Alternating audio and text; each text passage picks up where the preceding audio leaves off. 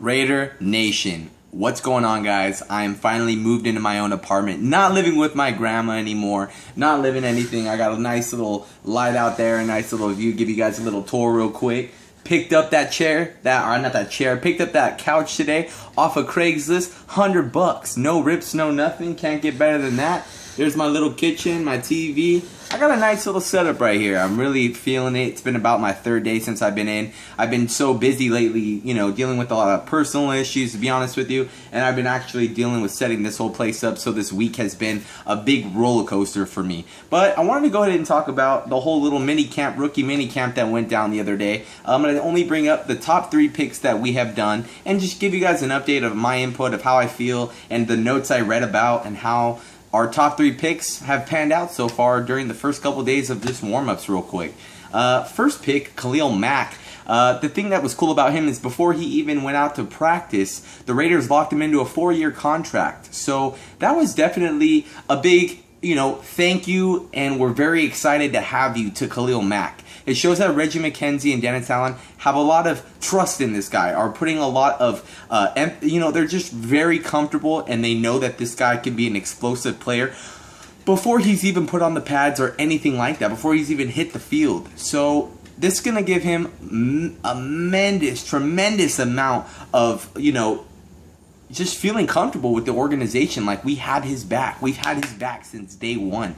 And that's definitely something that a player could always use. So I'm excited to see what he's going to be able to do on the field today, this year, Raider Nation, because he's going to be an explosive linebacker. We might put him on the line. We don't know where he's going to be yet, but he's ready to play some football. He's glad that the contract, everything is out of the way. Now he can just focus on becoming an NFL player. So on the second pick that we had was quarterback Derek Carr. Derek Carr was not throwing, powerful passes. He did have the thing that was wrong that he had that day is he actually fumbled the snap at the line, and he ended up fumbling the ball. But he was in shotgun a lot of the time at Fresno State, so he's going to have to get some adjusting, and he's going to have to start really just learning the playbook as much as he can. Matt Schaub, we all know, is going to be starting this year unless Matt Schaub gets hurt or something weird happens, but for right now, Matt Schaub is going to be our guaranteed starter probably for this season and the next season at least. But Derek Carr could take a lot in. I know that Matt Schaub has already contacted Derek and has told him, if you have any questions at all or anything like that, go ahead. I'll take you under my wing. Anything at all you need, I'm right here for you. So it's good that Matt Schaub is being a leader, and he's already reached out to Derek personally with a cell phone call. I think it was probably a couple days after the draft. So I'm hoping that Derek Carr could be our franchise quarterback, or Matt McGloin. I don't know who it's going to be yet, but it's definitely not going to be Matt Schaub for the long run. This is something to help us get to the playoffs in the next couple years. Matt Schaub will definitely help us out on that in that way, because guys, let's face it, he's already 34. He's already been in the NFL. He's already done it all. He's already been there. He's already done a lot. I mean, he hasn't won a Super Bowl, but he's already a big veteran in the NFL, and he's probably got about 3 years max of good football left in him.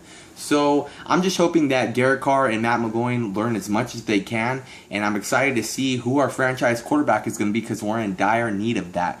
But the good thing that Derek Carr was showing during camp is he's very, very accurate. That hasn't changed since his pro day. If you guys remember, he missed 1 or 2 balls on his pro day, and that was amazing. He did a great show of accuracy out there. Probably one of the best accuracy pro days in this whole 2014 draft out of the quarterbacks. So Derek Carr has a good upside. He's very accurate and he's very smart.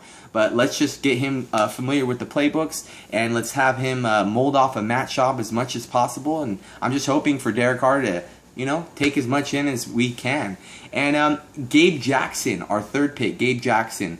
What Gabe Jackson was brought in is, as you guys know, we lost Jared Valdir, and we brought in Penn from the Buccaneers. And Penn's going to be solid. It's solid for the next couple of years for sure, and he's going to be somewhere on that line.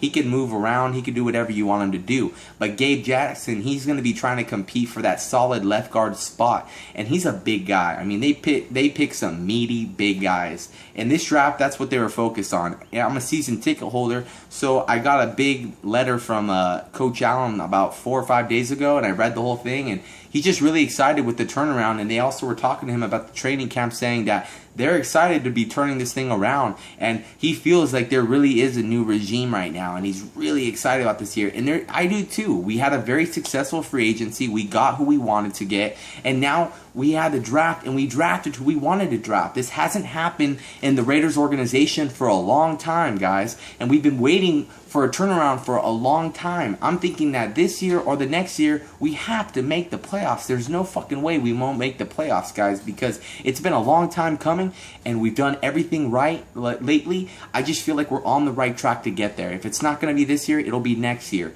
because it's doing all the right moves, and I'm excited for it. And another thing that I like is Mark Davis seems very more involved in the team. His first year, he was kind of in the background, letting Reggie McKenzie and Dennis Allen figure everything out, and I didn't really hear about Mark doing much. But Mark's really into everything that they've been doing. He's been watching them a lot. He's been out there with the rookies. He's been welcoming them. He's been watching them, just like how his father, Al Davis, was very involved in the organization. Not too involved like the old Al, firing and doing some stupid moves every once in a while, but just enough to know what's going on, because face it, Mark owns the Raiders, and he's going to keep it in his family, I think, for the rest of his life. They're going to try and keep it in the Davis family forever. That's what I'm thinking. That's just how the Raider tradition has been, and I think that's what he knows Al wanted his whole life. And I bet you Al did tell him in his later years, son, I want you to keep it in the family as much, forever. So I'm hoping that Mark makes all the right moves and he starts learning, because everyone's learning. This organization all is brand new in the front office,